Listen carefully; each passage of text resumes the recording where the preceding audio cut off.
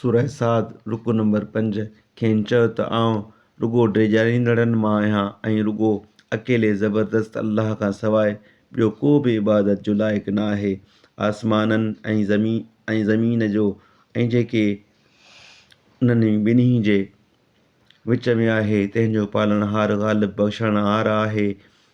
खेनि चयो त इहो क़ुरान हिकु वॾी ख़बर आहे।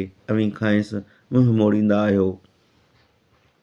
मूंखे उन्हीअ जमात वॾे मर्तबे वारनि मलाइकनि जे हाल जी का ख़बर न आहे जॾहिं उहे पाण में सुवाल जवाब कंदा आहिनि। मूं ॾांहुं हीअ ई वही थींदो आहे त आउं रुगो ॾोजारींदड़नि मां आहियां। यादि कर जॾहिं तुंहिंजे पालनहार मलाइकनि खे चयो त बेशक आउं मिटीअ मां हिकु माण्हू बणाइण वारो आहियां, पोइ जॾहिं खेसि पूरो ठाहे रहां ऐं मंझंदि पंहिंजो रूह फूकियां तॾहिं खेसि सजदो कंदड़ थी किरी पइजो।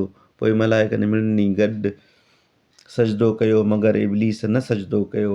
हिन वॾाई कई ऐं काफ़िरनि मां थियो। अल्लाह चयो त ए इब्लीस, जंहिंखे पंहिंजे ॿिन्ही हथनि सां पैदा कयुमि तंहिंखे सजदे करण खां तोखे कहिड़ी ॻाल्हि झलियो? तो वॾाई कई छा या तूं हक़ीक़त में वॾे मर्तबे वारनि मां आहीं? इब्लीस चयो त आउं उन खां भलो आहियां जो मूंखे बाहि मां बणायई ऐं उन खे मिटीअ मां बणायई।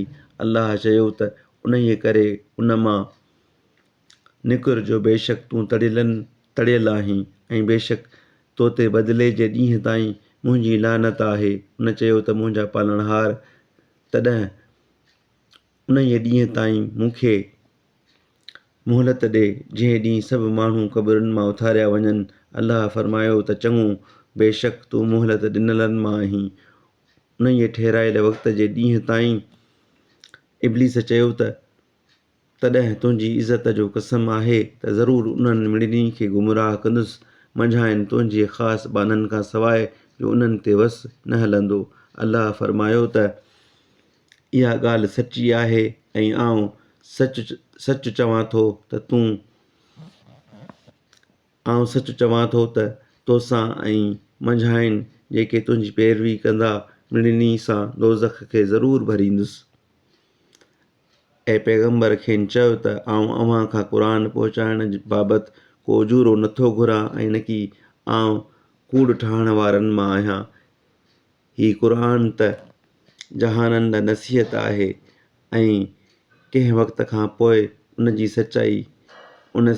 सचाई जी ज़रूरु ख़बर अव्हीं ॼाणंदव।